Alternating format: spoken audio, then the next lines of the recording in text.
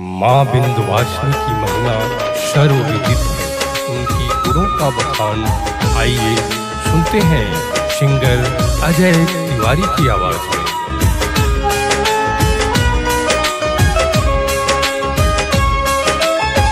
माई के दुआरिया पे सबही भिखरिया बनके जालेनी हो। माई के दुआरिया पे सबही भिखरिया बनके जालेनी हो। हथवा मां नरियर चू नरिया भिखरिया बनके जालेनी हो। हथवा मां नरियर चू नरिया भिखरिया बनके जालेनी हो।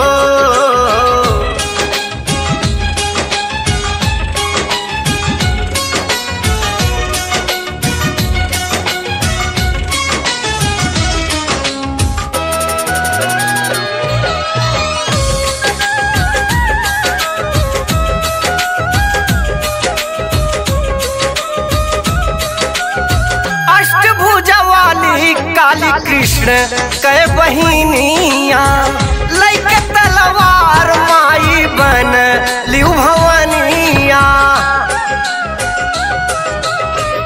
अष्टभुजा वाली काली कृष्ण कै बहिनिया लैके तलवार माई बन लिउ भवनिया। फहरे लाल चू नरिया भिखरिया बनके जालेनी हो।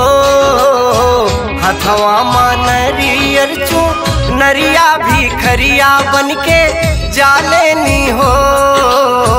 हथवा मां नरियर चू नरिया भिखरिया बनके जालेनी हो।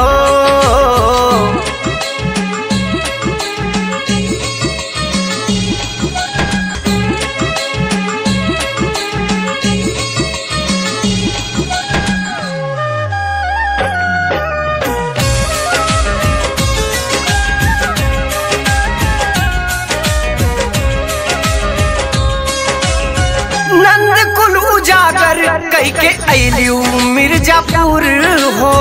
नाम विंध्यवासिनी तोहार मशहूर हो। नंद कुल उजागर कई के अलियू मिर्जापुर हो।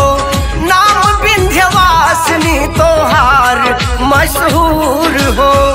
जाने ला सगरो गतिया भिखरिया बनके जालेनी हो। हथवा मां नरियर चू नरिया भिखरिया बनके जालेनी हो। हथवा मां नरियर चू नरिया भिखरिया बनके जालेनी हो।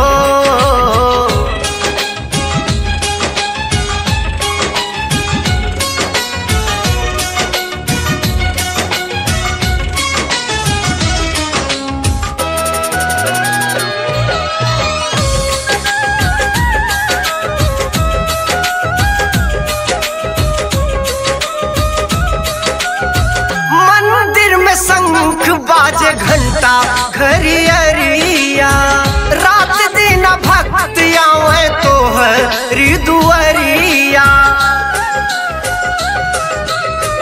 मंदिर में शंख बाजे घंटा घरियरिया रात दिन भक्त आवे तोहरी दुआरिया। बाउल अज तोहरा जरिया भिखरिया बनके जालेनी हो। हथवा मां नरियर चू नरिया भिखरिया बनके जालेनी हो।